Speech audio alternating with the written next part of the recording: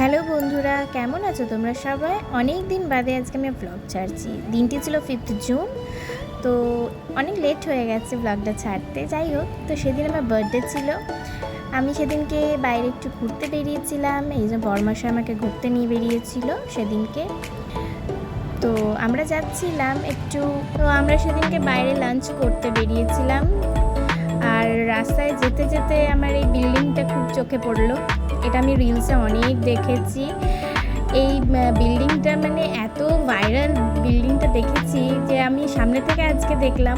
খুব ভালো লাগছিল বিল্ডিংটা, এত সুন্দর, মানে সত্যিই ভাবা যায় না। তারপরেই আমরা চলে গেছিলাম আমাদের পিটার ক্যাটে। সেখানে অ্যাম্বিয়েন্সটা এত সুন্দর ছিল, জাস্ট ওয়াও।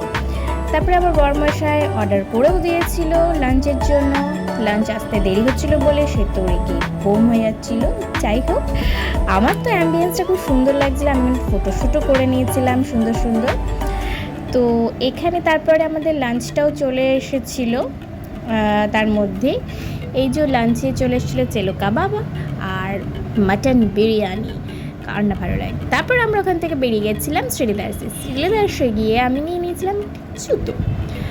বার্থডেতে কিছু না নিলে হয় বলো? তারপর ওখান থেকে আমরা আইসক্রিম খেয়ে বাড়ি ফিরছিলাম। বাড়ি ফেরার সময় দেখি কালো ঘন মেঘ আর ঝমঝম করে বৃষ্টি। ওয়েদারটাই মানে দারুণ হয়ে গেছিলো সেদিনকে। তারপরে যেতে যেতে ভিক্টোরিয়া দেখা পেলাম আর সেই ঘোড়ার গাড়ি। এটা দেখলেই আমাদের কলকাতা শহরকে মানে এত সুন্দর লাগে, কি বলবো।